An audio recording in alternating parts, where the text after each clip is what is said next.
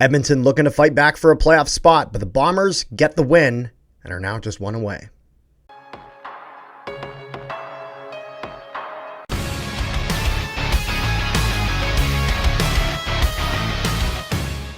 Good morning, afternoon, and evening, ladies and gentlemen, and welcome back to another Bomber victory.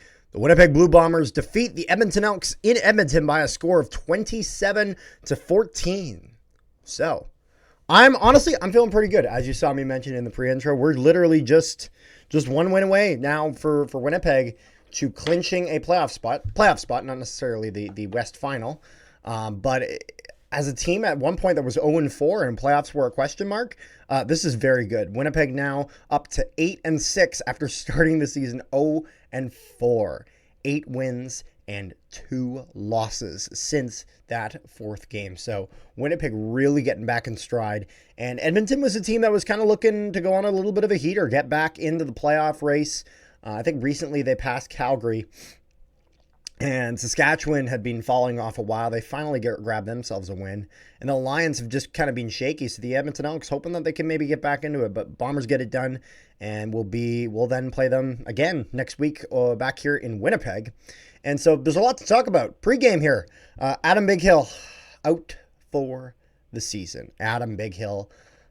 This sucks. From his injury last game, he's going to be out for the season. And that sucks, having a guy like Adam Bighill, one of my favorite players, out and not coming back. However, I will say it does give the opportunity for, guys like Gauthier, guys like Tony Jones to really, really step up and kind of be that number one linebacker, as it's not going to be too long for when Bighill's not going to be there and he's going to be retired, whether that's next year or in the next couple of years. He's got a few.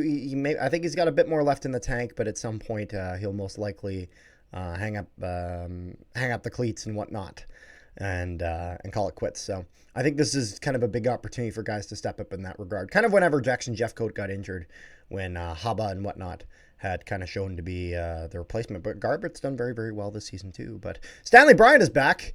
Got a heat stroke in that game, not last week, but the week before. I believe it was in the Banjo Bowl, I think. Was it Banjo Bowl? No, it was not Banjo Bowl. It was the game against Hamilton before that. And then Labor Day Banjo Bowl, he was out for both of those. So Stanley Bryant's back. I mean, we're talking about one of the greatest offensive linemen in CFL history in Stanley Bryant. So very, very happy to have him back. Weedfall is in as Josh Johnson gets cut from the Bombers. Johnson is kind of a receiver that I've been very, very iffy on. Sometimes I thought he's been okay. Sometimes I've just been a little bit not sure. And so, but best of luck to him on his future endeavors, and to see if, maybe he'll pop up on another team in the league. Happens a lot in the CFL. A lot of players just moving around and almost never by trade. So we'll have to see if that goes there. And then Terrell Ford versus Trey Ford. The Ford matchup. I'm not going to lie. That really wasn't much of a thing today, as Trey Ford was not throwing really to guys that Terrell Ford was covering. So it seemed like he almost didn't want to give the opportunity for Terrell Ford to make himself known in that context. But it is what it is. Let's get into the game. First quarter, Bombers push to start off, and Sergio Castillo with a 49-yard field goal makes it 3-0 Winnipeg. Then the Elks get going. They're pushing it down the field. They get close in short yardage. They will get it. I'm not going to lie. I'm really not sure, as this very much, it was so close that the spot of the ball would completely determine whether this was going to be a first down or not. And I don't know if maybe it was an inch forward, whether it was an inch backward, but that was the margin of error on this first down. Very, very close, but they'll get it. Elks continue going, and then fumble, Bomber ball, the Bombers' first turnover of the night. And they would continue that later. Bombers get pushing a little bit, and then Sergio Castillo goes for a 53-yarder, and it is no good. It hits the uprights, doesn't quite get it. And he would do that twice, actually, tonight on some long field goals, but we'll talk about that a little bit later. The Elks would then get going a little bit, forced to punt, and Tony Jones would then later get himself an interception on a future Elks drive when they're pushing, as I believe it goes off like a helmet or something. It pops straight up. Tony Jones jumps out and gets the grab on that. Then Caleros almost immediately after, not the next play, but I believe the play afterwards, throws a pick. And I was like, oh, damn, really? I think this now makes this a Caleros has the most, I think he has the most interceptions in the CFL for right now for a quarterback. Not ideal, but it is what it is. But he can be a clutch performer when needed. Second quarter comes around, Elks push, and then Michael Griffin would grab himself a sack. A guy you don't always see in the lineup, so nice to see him make an impact. And then there'd be an unnecessary roughness penalty for the Elks. Big loss for them. And then the Elks would go for it on third down. Willie Jefferson, though, with the tip. It was 3rd and 4, and I was kind of confused why the Elks were going for it. I guess trying to be a little bit bold, but it doesn't pay off as Willie Jefferson gets the tip on that. It runs incomplete, turnover on downs. And so that would actually, it's funny, that would be kind of another reason for one of the turnovers is just turnover on downs in that regard. Bombers would push, and then 58-yard field goal attempt, except O'Shea decides to punt. And in hindsight, with Castillo missing a 55 and 53-yard field goal, I understand it. However, with the season he's had, I want us to go for it. And I'm not going to lie, I am of the belief that with special teams, with this field goal unit, that they should do a little bit of practice with missed field goals and downfield coverage after that. As I think realistically with a guy like Sergio Castillo, you should go for those long kicks. And worst case scenario, he'll get that ball downfield anyway. And so but then the question then goes to the coverage. Is the coverage able to get that done? I would like to see them try practicing for that. I would like to hear that they're practicing for that, because I would like them to be a bit more bold. I would like them. I'm not going to lie. 65 yards or under, go for it. Seriously. Give Castillo the opportunity to break the CFL record, because I think he's capable of it. He hit 70 in the bye week. Now, again, I'm sure he probably missed a few before hitting it, but God damn it, I want to go for it, because it's points that you can get up on the board, and you can really give the Elks defense this kind of pressure that can sometimes people can really break under that pressure of like, oh my God, like we can't get them anywhere near, because field goal range is unlimited for this team. So I would like for us to give an attempt or two. Just try it, you know what I mean? Especially from 58, considering he's already hit a field goal that long in the season. But it is what it is. Jake Thomas would get a roughing the passer penalty. I'm not going to lie. I don't like this penalty. Jake Thomas roughing the passer penalty. And the second Trey Ford throws that ball out, Jake Thomas does everything he can to slam on the right. He slows up big time, both hands in the air. He's leaning away so that way he doesn't hit Trey Ford. Or if he does, it is extremely minimal. Here's my question. What do you want Jake Thomas to do on this play? Seriously, I understand that they are cracking down a little bit on roughing the passer penalties, but he barely touches Trey Ford. Trey Ford is not even knocked down. He's still standing after this. So I'm not going to lie. I thought it was very, very weak. But it is what it is. Jake Thomas lets up big time. It is what it is. And then there'd be a big fumble, and Tony Jones once again with the grab bomber ball. Tony Jones had a game tonight. Seriously, he was just absolutely incredible. All the defensive plays that this guy was doing, I was like, wow, this is. It was something. And the Elks would then continue, and man, so far 4 turnovers for the Elks, and that would bring us to halftime. So overall, man, boring game going into half. 3-0 Bombers at halftime. It's like there is nothing happening in this game. Just complete. As a Bomber fan, there was a bit of fun defense that was happening. I'm not gonna lie, I'm really disappointed with the run defense. Seriously, 150 rushing yards for Rankin. Like, I understand Rankin was doing very well, but you gotta stop that. Like, we gotta do more for that. Third quarter comes around. Elks choosing to have the wind in the fourth. So the Bombers start with it. Bombers push down the field, and Ontario Wilson with the touchdown. Touchdown for the Bombers. Conversion is good. 10-0 Winnipeg. Elks push, and then Ford and Alexander get burnt, and it's going to be an Elks touchdown, as this is Alexander's guy. This is Brendan Alexander's guy, and he completely misses him. Now, Terrell Ford runs back and makes a second effort on him, but he does get burnt, and so they'll grab the touchdown there. I think Alexander is more at fault on this one, but Terrell Ford did have an opportunity there, wasn't able to get it.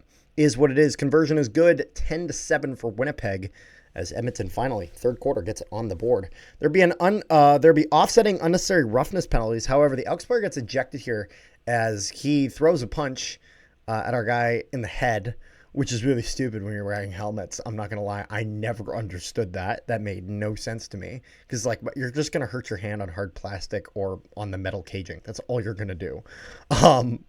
But is what it is. Sergio Castillo would then go for a 55-yard field goal attempt and hits the uprights again. Again, it was one of those things he just, there was a lot of wind at Edmonton today. From what I heard, and so he just needed to kind of tweak it a little bit and wasn't quite able to get it. So some people were a little worried about Castillo being like, "Oh no, is he finally starting to fall off?" I'm not gonna lie, I don't think that's the case. I think it was a particularly windy day, and when it gets back to some more normal conditions, he'll be okay.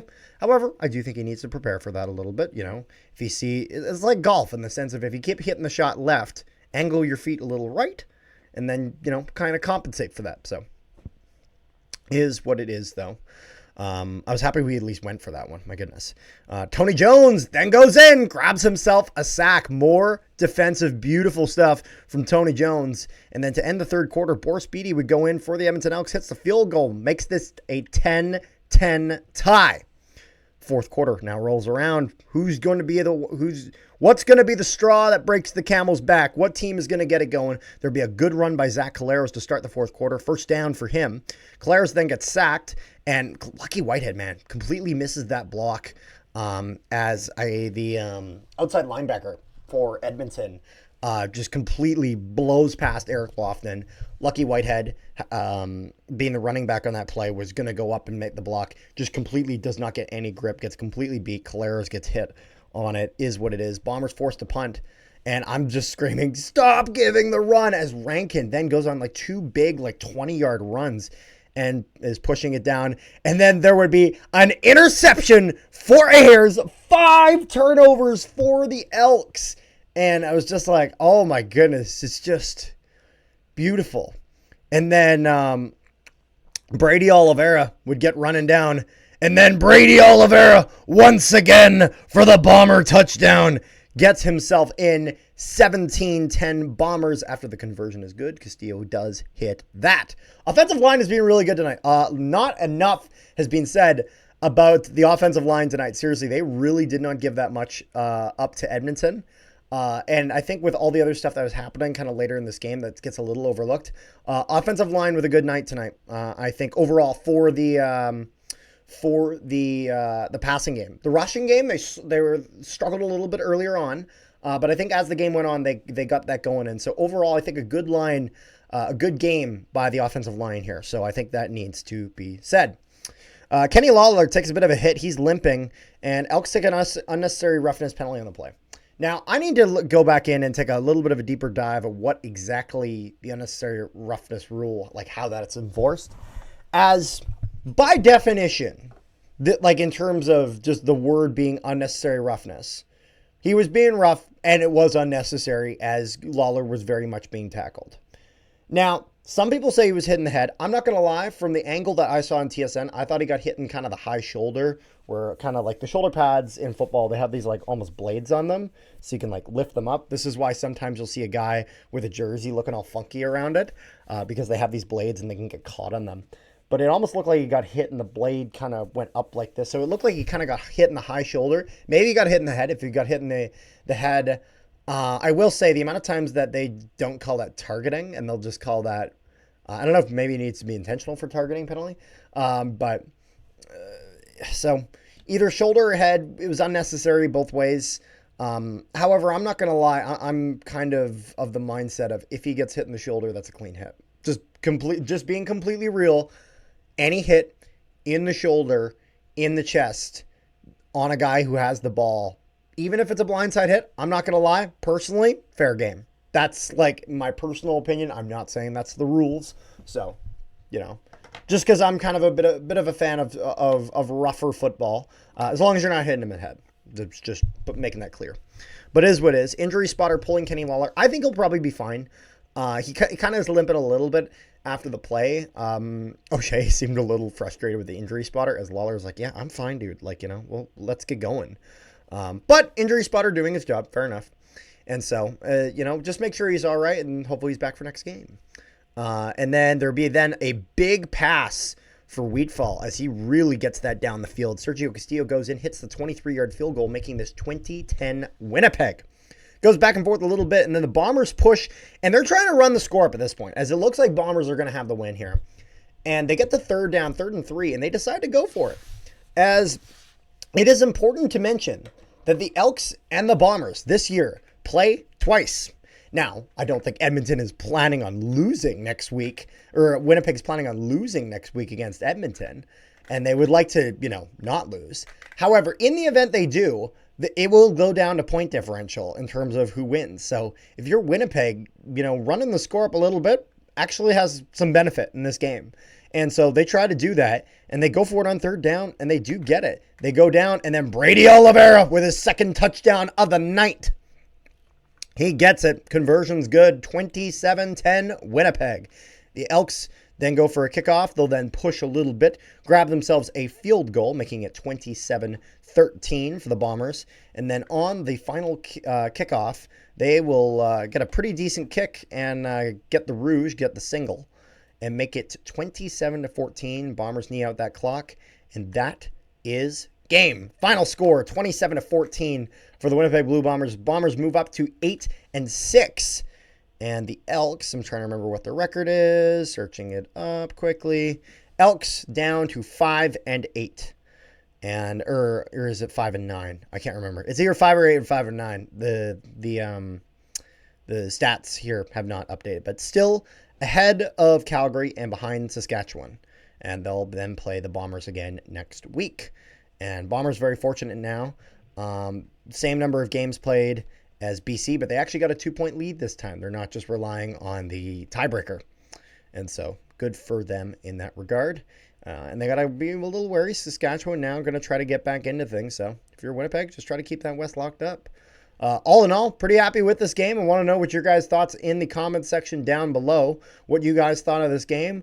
Maybe all the stuff you'll be excited about next week when the Bombers have their rematch against the Edmonton Elks instead at Princess Auto Stadium in Winnipeg. Also, if you guys are into hockey and all that jazz, make sure you guys check out the Winnipeg Jets preseason.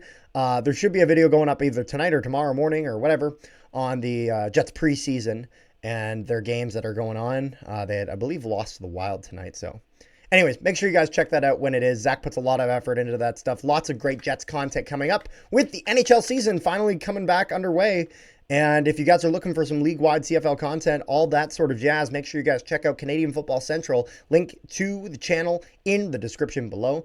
Also, if you guys haven't already, make sure you guys leave a like, share the video around, and subscribe. Hit the notification bell as well. Helps out the channel a ton. Really appreciate you guys tuning into the video. And until next week when we play the Elks again, and we'll see you guys next time.